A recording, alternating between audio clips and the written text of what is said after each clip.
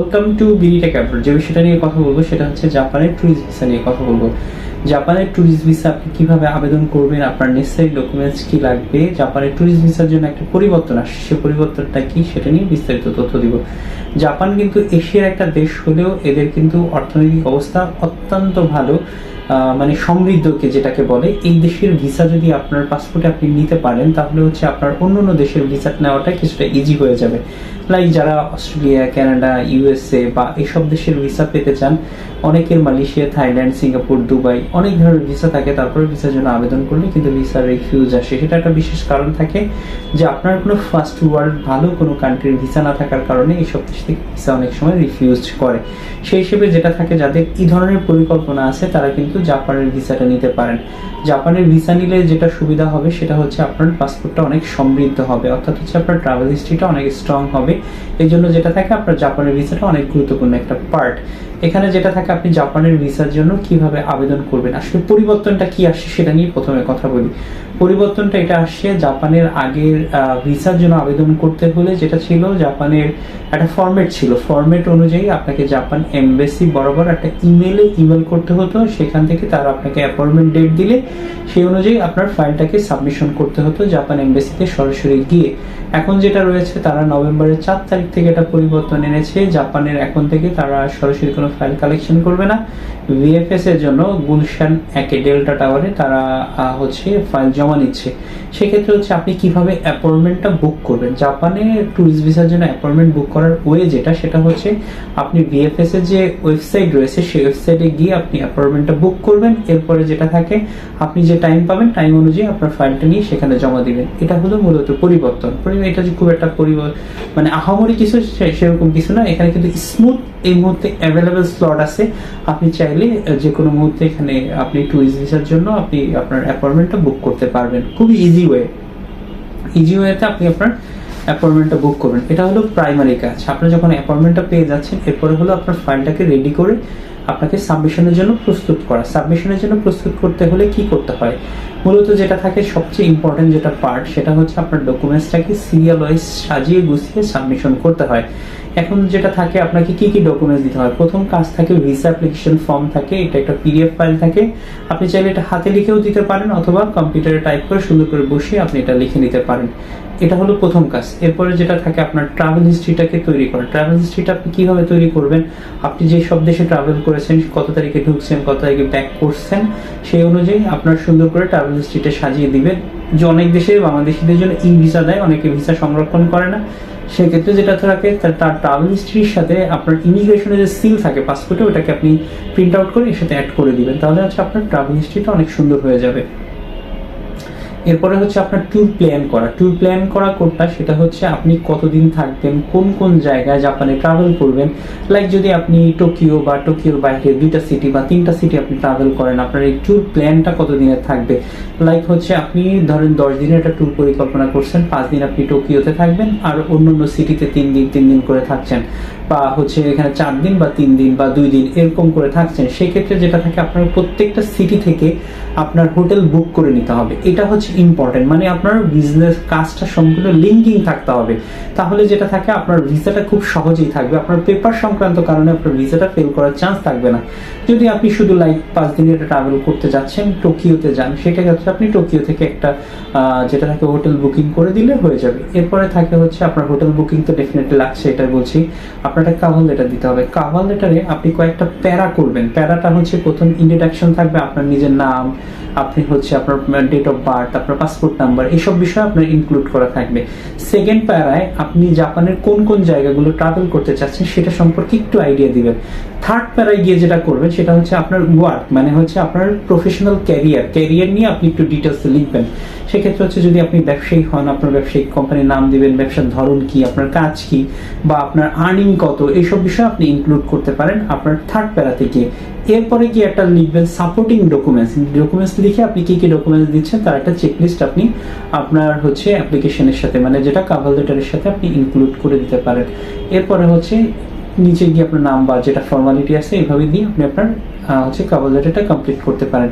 Cover লেটারটা visa পাওয়ার ক্ষেত্রে অনেক গুরুত্বপূর্ণ একটা ভূমিকা রোল প্লে করে, যেটা থাকে আপনার গুরুত্বপূর্ণ একটা ভূমিকা রাখে আপনার কভার লেটারটা। এরপর হচ্ছে আপ ডাউন একটা এয়ার টিকিটের বুকিং এর কপি আপনি এখান থেকে দিয়ে দিতে পারেন। এটা হলো মূলত বেসিক ডকুমেন্টস। এর সাথে আপনার সাপোর্টিং আরো অনেক ডকুমেন্টসের প্রয়োজন হয়ে থাকে, যেমন হচ্ছে আপনার পেশা সংক্রান্ত ডকুমেন্টস। আপনি যদি একজন ব্যবসায়ী হয়ে থাকেন তাহলে হচ্ছে আপনার ট্রেড লাইসেন্স, আপনার কোম্পানি যদি মেমোরেন্ডাম হয় তাহলে হচ্ছে আপনার হচ্ছে প্যাডের উপর লিখিত দিতে হয়, যেহেতু এটা কোম্পানি শেয়ার হোল্ডার থাকে সেজন্য যেটা থাকে এটা প্যাডের উপর লিখিত আকারে একটা সাবমিশন করতে হয়। ভিজিটিং কার্ড, আপনার কোম্পানি যদি প্রোফাইল থাকে আপনি প্রোফাইল দিতে পারেন। আপনি যদি কোম্পানি থেকে ট্যাক্স পে হোল্ডার হয়ে থাকেন আপনার ট্যাক্সের ডকুমেন্টসগুলো আপনি এখানে দিতে পারেন। এটা হচ্ছে কোম্পানি যারা প্রোফাইল সাবমিশন করবে তাদের জন্য। অনেকে আছে যারা হচ্ছে আপনার সার্ভিস হোল্ডার, তারা কি কি ডকুমেন্টস দিবেন, তারা দিবেন এনওসি দিবেন। এনওসিটা মূলত আসলে নো অবজেকশন লেটার। আপনার হচ্ছে কভার, আপনার যেটা থাকে স্যালারি স্টেটমেন্ট দিবেন, স্যালারি সার্টিফিকেট দিবেন, ভিজিটিং কার্ড দিবেন। তারপরে যেটা থাকে আপনার হচ্ছে যেটাকে বলা হয় হচ্ছে আপনি কি বলে এটা আপনার হচ্ছে কোম্পানি থেকে আপনি একটা ছাড়পত্র, যেটা NOC no objection letter. No objection letter একটা ফরওয়ার্ডিং লেটার অনেকে বলে, ফরওয়ার্ডিং লেটারও আপনি চাইলে দিতে পারেন। এটা হলো মূলত বেসিক ডকুমেন্টস আপনার সার্ভিস হোল্ডারের ক্ষেত্রে।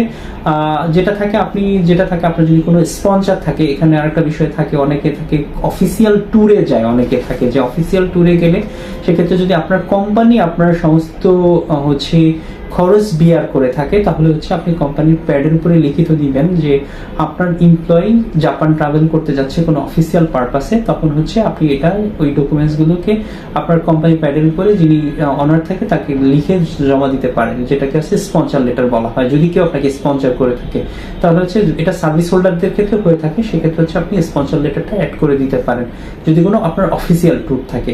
এরপরে হচ্ছে আপনার ট্রাভেল হিস্ট্রিটা সুন্দর করে লিখে আপনি এটা সাবমিশন করবেন, আগেই বলছি ট্রাভেল হিস্ট্রিটা দিয়ে দিবেন। এরপরে যেটা থাকে আপনার হচ্ছে যদি আপনি একজন স্টুডেন্ট হয়ে থাকেন, স্টুডেন্ট হলে আপনার স্টুডেন্ট আইডি কার্ড প্লাস হচ্ছে আপনার যদি 18 নিচে বয়স হয় তাহলে হচ্ছে আপনি আপনার বাবা মার স্পন্সরটা আপনি নিতে পারেন ব্যাংক স্টেটমেন্ট, ব্যাংক সলভেন্সির ক্ষেত্রে।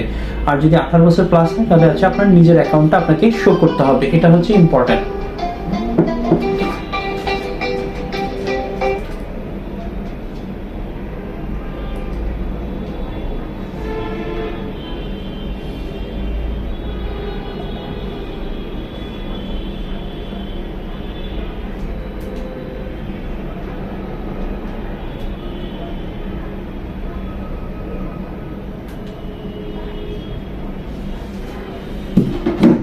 আপনার যদি 18 নিচে হয়, আপনি যদি স্টুডেন্ট হয়ে থাকেন, স্টুডেন্ট হলে আপনাকে যে জিনিসটি করতে হবে সেটা হচ্ছে আপনার যদি আপনার 18 প্লাস হয় তাহলে হচ্ছে ব্যাংক স্টেটমেন্টটা আপনি নিজে শো করতে পারেন, অথবা যেটা থাকে আপনার বাবা মারটা আপনি শো করতে পারেন যদি 18 বছরের নিচে হয়ে থাকে আপনার বয়স।